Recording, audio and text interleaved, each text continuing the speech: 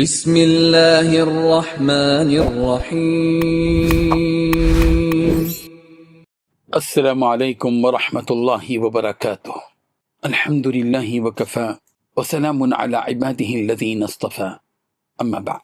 حاضرین و ناظرین، یہ درس حدیث نمبر 561 ہے اور آج کا عنوان ہے تم میں وہ بہترین ہے جس سے خیر کی امید رکھی جائے۔ روایت سماعت کیجیے، ترجمے کے بعد تشریح کی جائے گی۔ بسم اللہ الرحمن الرحیم۔ عن ابی ہریرہ رضی اللہ عنہ قال قال رسول اللہ صلی اللہ علیہ وسلم خیرکم من یرجى خیرہ ویؤمن شرہ وشرکم من لا یرجى خیرہ ولا یؤمن شرہ، رواہ الترمذی۔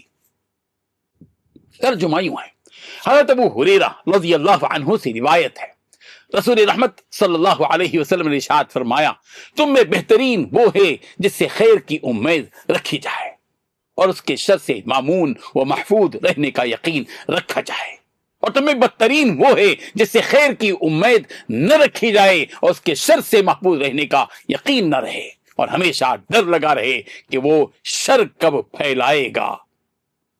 حاضرین و ناظرین، یہ حدیث ہمیں اپنی زندگی کا جائزہ لینے کا تقاضا کر رہی ہے۔ اگر ہم رسول رحمت صلی اللہ علیہ وسلم کی نگاہوں میں اچھے اور بہترین بننا چاہتے ہیں تو ہمیں وہ اعلیٰ اور عمدہ اخلاق و کردار اختیار کرنا ہوگا کہ ان اعلیٰ و عمدہ اخلاق کی وجہ سے لوگوں کو ہم سے خیر اور بھلائی ہی کی امید رہے اور کسی قسم کے نقصان اور ضرر کا کوئی اندیشہ اور خوف نہ رہے۔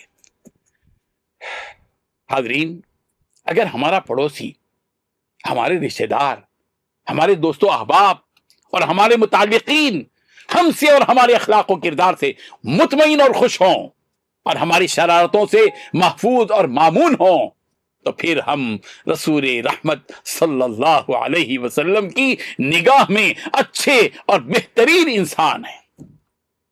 اور اگر خدا نخواستہ ہماری شرارت، ہماری بد اخلاقی، ہماری بدنیتی اور ہمارے ظلم و ستم سے لوگوں کو ہماری جانب سے سوائے شر اور فساد و بگاڑ کے کوئی دوسری اچھی امید نہ ہو تو پھر تو ہمیں کف افسوس ملنا چاہیے کہ ہم رسول رحمت صلی اللہ علیہ وسلم کی نگاہ میں بدترین لوگ ہیں۔ اللہ تعالی ہم کو اخیار کی فہرست میں شامل فرما دے اور اشرار کی فہرست سے نکال دے، آمین۔ وآخر دعوانا ان الحمد للہ رب العالمین۔